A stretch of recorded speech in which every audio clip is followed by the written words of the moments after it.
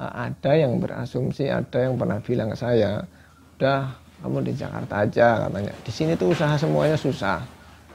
Usaha apa aja di sini susah, entah diutangin, entah bangkrut. Nah, saya mulai tertarik dengan stigma orang tersebut gitu. Dan saya ingin membuktikan bahwa selama kita mau berusaha, insya Allah ada jalan. Assalamualaikum warahmatullahi wabarakatuh. Selamat siang. Perkenalkan, nama saya Roni. Saya peternak ayam hias jenis Bison dan Onagadori. Alamatnya di daerah Bantar Wanareja, Kabupaten Cilacap.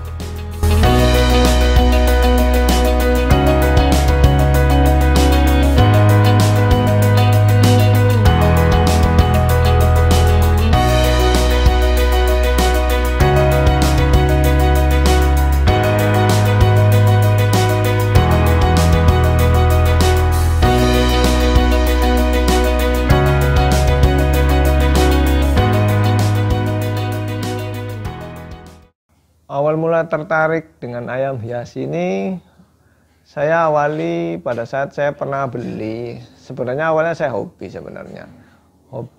Jadi hobi untuk melihara ayam.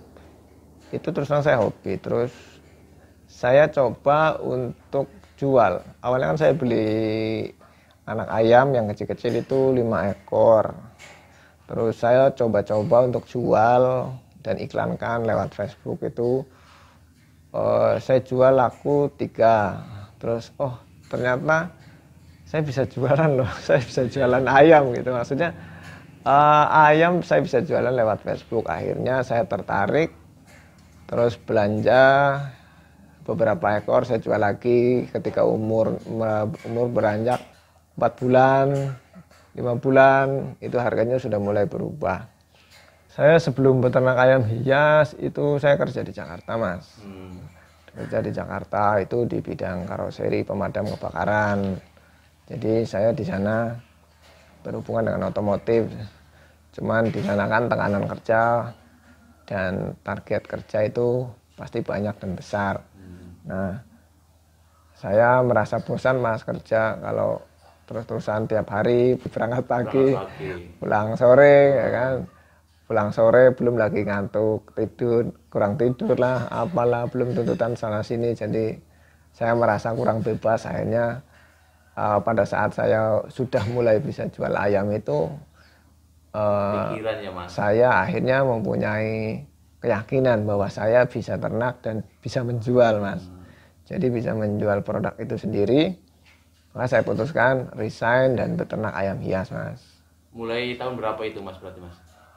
Sebenarnya kalau mainan ayamnya itu dari 2015 akhir ya. Tapi kan itu kan nggak fokus, jadi bias lah. Ayam apa aja dibeli, Mas. Ayam cemani, ayam kalkun, ayam dangtau, ayam kate, ayam bantam kocin, Brahma, terus cocin, apalagi Black Sumatera, Blue Sumatera, ayam apalagi Onagadori. Ayam apa lagi? Ayam dongtau. Pokoknya banyak, udah pernah dibeli semua. Cuman akhirnya berjalannya waktu itu difilter yang bisa bagus potensinya dan bertahan lama itu di jenis Bison. Kalau ayam-ayam yang lain itu kan bertahan tapi kan dibarengi dengan satu kontes, kualitas bagus. Kalau jenis-jenis Bison itu kita hanya sekedar ternak, terus warnanya bagus, orang kan tertarik. Kalau ayam-ayam biasa, jenis-jenis ayam-ayam pada umumnya itu kan mesti ada kontes, Mas. Jadi kalau kontesnya bagus, nanti penjualannya bagus. Kalau Bison itu kan warnanya cerah, dengan kecerahan itu sendiri kan orang-orang sudah tertarik, Mas, dengan jenis Bison ini gitu. Mengenai tempat usaha saya ini kan ada di dalam gang, bahkan jauh dari jalan raya. Jauh jalan raya, malah dekat sawah. Saya punya tekad, atau saya punya ide, punya pemikiran sendiri sebenarnya masalah usaha seperti ini tuh, bahwa kita usaha itu di mana tempatnya itu kita bisa, tergantung caranya kita memanfaatkan tempat tersebut gitu. Seperti contohnya saya tempat ini kan di dalam lingkungan perumahan. Jadi di dalam jauh dari jalan raya sekitar 500 meter, 300 sampai 500 meter lah dari jalan raya, jalan besar. Saya punya pemikiran bahwa usaha itu tidak selamanya di depan jalan raya yang kelihatan orang bolak-balik. Bahkan di tempat yang tersembunyi pun kita masih bisa usaha gitu. Atau kita bisa menjalankan bisnis. Contohnya seperti ayam hias ini. Ayam hias ini terus terang saya ternak ayam hias di sini tuh jarang ada yang tahu. Bahkan orang bolak-balik di jalan yang tiap hari bolak-balik pun nggak tahu. Bahkan warga sekitar pun masih banyak yang nggak tahu kalau saya itu ternak ayam hias. Nah, dengan memaksimalkan teknologi yang ada sekarang ini seperti internet, seperti sosial media, itu kita bisa mudah membangun usaha dari rumah. Bahkan kita masih tidur pun ada yang transfer. Kita masih tidur pun uang masuk gitu loh. Maksudnya saya lebih sukanya itu seperti itu. Jadi kita usaha kalau di depan jalan raya, kita kan nunggu, misalkan gini, kita jualan di pinggir jalan. Nah, jalan raya ini kan jalan raya perkampungan. Otomatis berapa jumlah orang tiap hari lewat itu kita masih bisa hitung. Nah, belum lagi dibagi, dikelompokkan menjadi peminat ayam hias itu ada berapa banyak dari orang yang lewat. Kan itu masih terbatas dan sangat terbatas. Bisa disimpulkan ya ketika kita buka di pinggir jalan raya, yang lewat misal 100 orang belum tentu semuanya suka. Paling sekitar ya paling banyak 10 orang lah, apalagi kalau dengan harga yang fantastis kan otomatis orang udah mundur duluan. Dengan adanya sosial media kita lebih leluasa untuk menawarkan barang itu jadi kemana saja. Misal saya di daerah Jawa Tengah itu masih bisa tawarkan Jawa Barat, Jawa Tengah bagian sanalah ujung, atau bagian terpelosok sekalipun Jawa Timur, atau maksudnya Jawa Timur tapi bagian pelosok pun masih tahu. Jadi selama si pencari atau ya si penghobi ayam hias ini seneng gitu, akhirnya bisa ketemu jodoh lah kasarnya. Saya jual, mereka cari gitu. Tapi kalau di jalan raya belum tentu orang yang lewat itu seneng, Mas. Ada yang berasumsi, ada yang pernah bilang ke saya, udah kamu di Jakarta aja katanya. Di sini tuh usaha semuanya susah. Usaha apa aja di sini susah, entah diutangin, entah bangkrut. Nah, saya mulai tertarik dengan stigma orang tersebut gitu. Dan saya ingin membuktikan bahwa selama kita mau berusaha, insya Allah ada jalan. Oke. Jadi sekarang sih sudah mulai terbukti. Karena apa? Karena saya beberapa kali itu bantu dari segi fasilitas jalan. Saya bantu cor, untuk lampu saya berusaha kasih untuk bantu lampu kayak gitu. Jadi ya tidak ada alasan untuk usaha di dalam gang. Selama kita mau berusaha membuka pikiran kita lebih luas.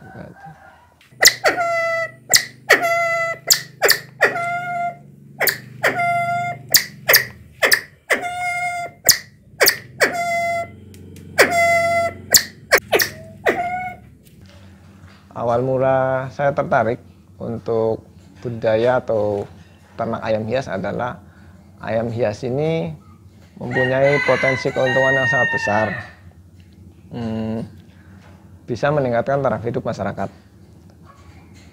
Jenis-jenis yang saya pelihara itu jenis-jenis bison, diantaranya adalah golden bison, silver bison, ringneck bison, siamese bison, terus apalagi itu reverse bison dan lady, dan masih banyak lagi. Untuk cara bernaknya itu sangat mudah sebenarnya. Hanya disediakan kandang ukuran misal 4x2, 4x3, 4x1,5 pun bisa.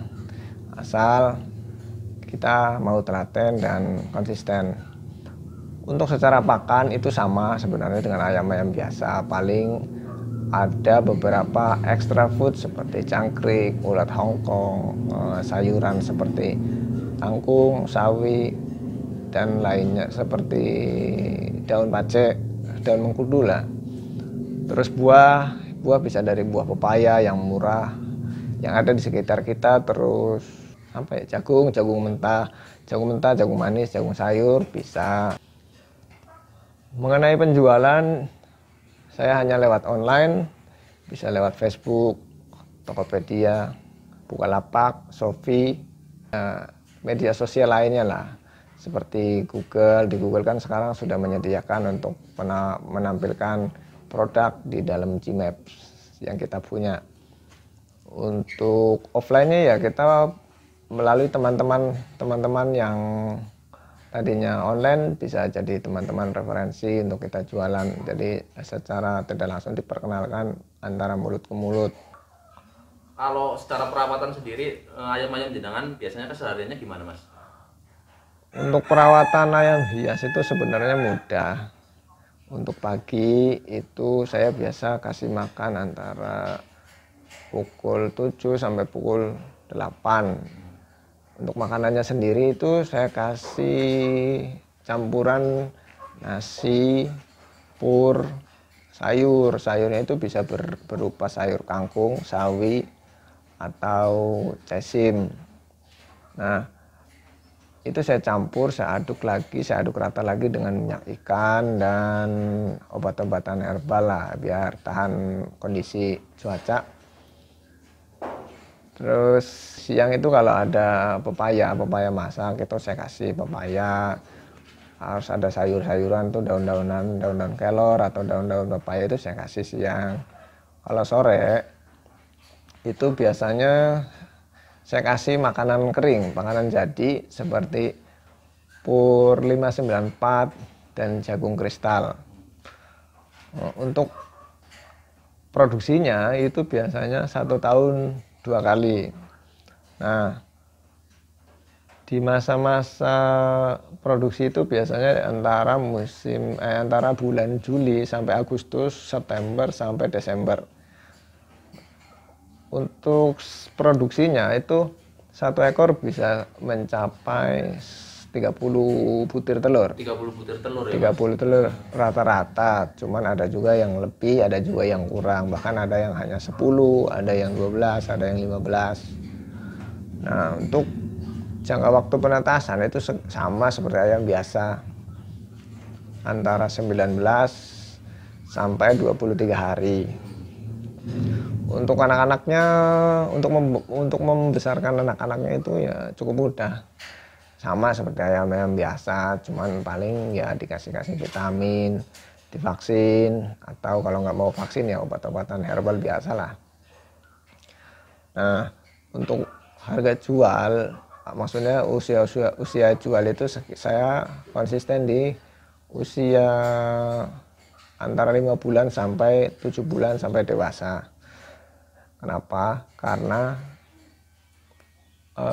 kalau dijual kecil, usia 1 bulan, usia sebelum 3 bulan lah, itu lebih cenderung masih berubah jenis kelamin. Kalau sudah usia 5 bulan sampai 7 bulan sampai dewasa itu kan sudah jelas dan warnanya pun jelas. Kalau masih kecil itu biasanya kalau nggak berubah jenis kelaminnya, warnanya juga nggak jelas kadang-kadang. Karena ada beberapa, saya pernah punya golden, anakannya itu keluarnya itu nggak seperti indukannya, Mas. Jadi anaknya itu ada yang meleset sedikit. Misal indukannya itu bulu lehernya itu warnanya oranye, tapi ketika anaknya keluar itu ada yang semi oranye bahkan kuning gitu.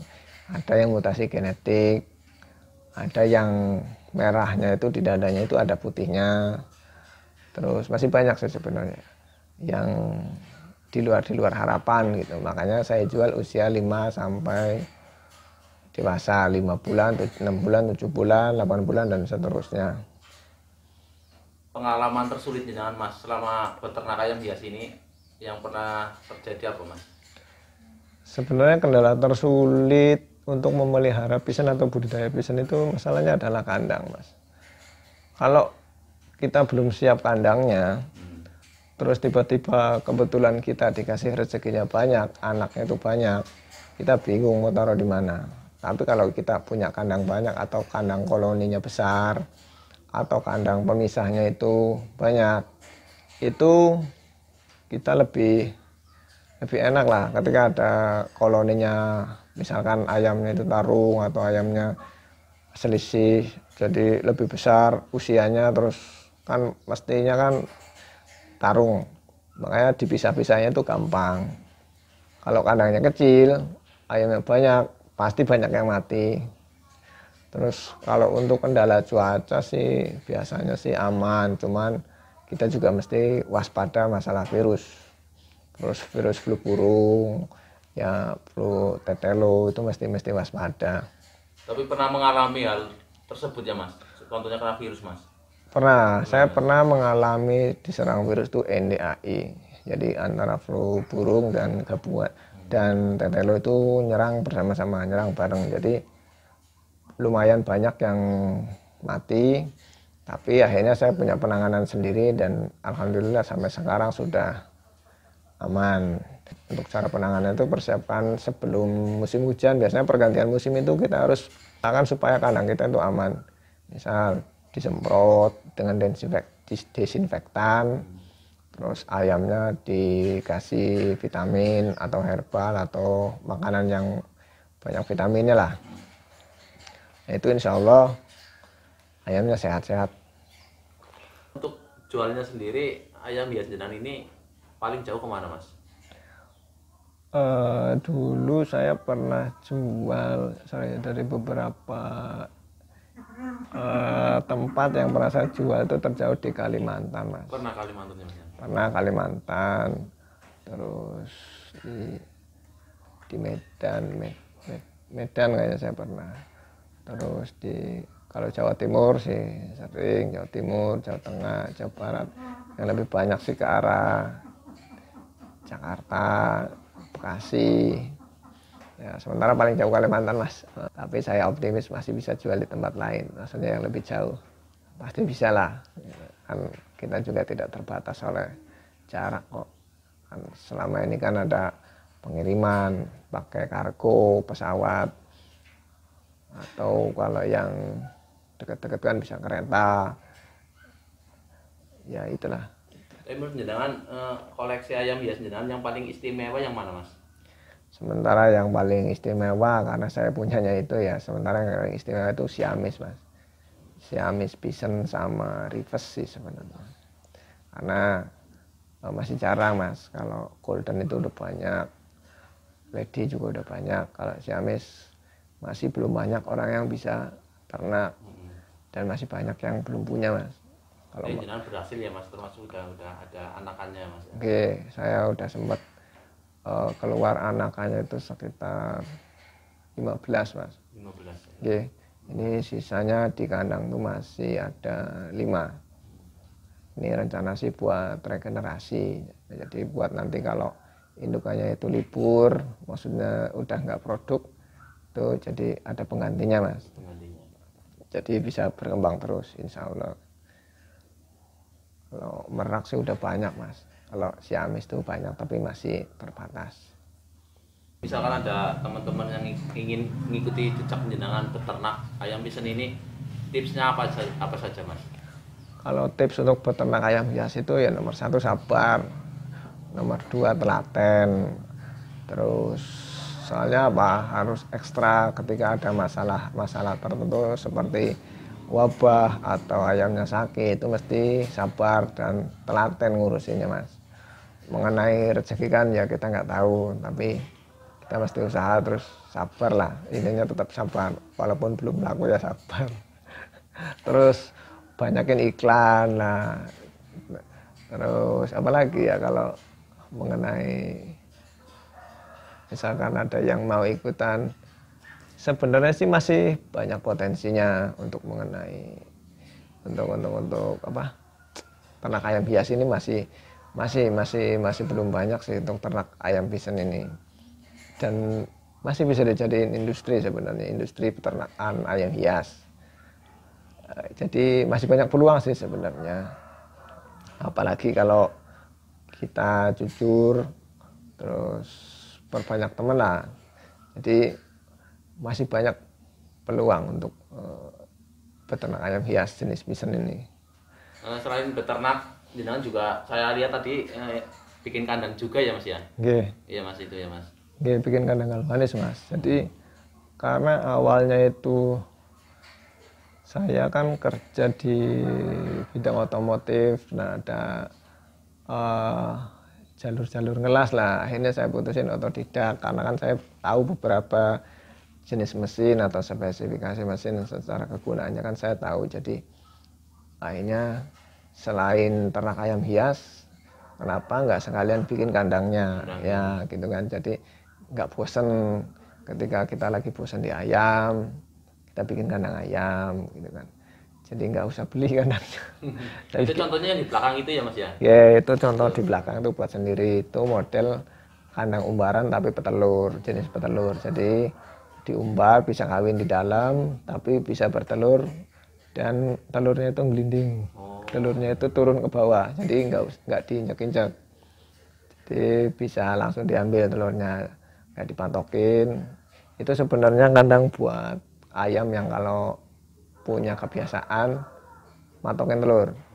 Jadi kalau ayam Bison ini kan kadang-kadang terkenalnya matokin telurnya sendiri kalau habis bertelur. Jadi kalau dimasukin ke kandang itu, kalau habis bertelur gelinding maksudnya.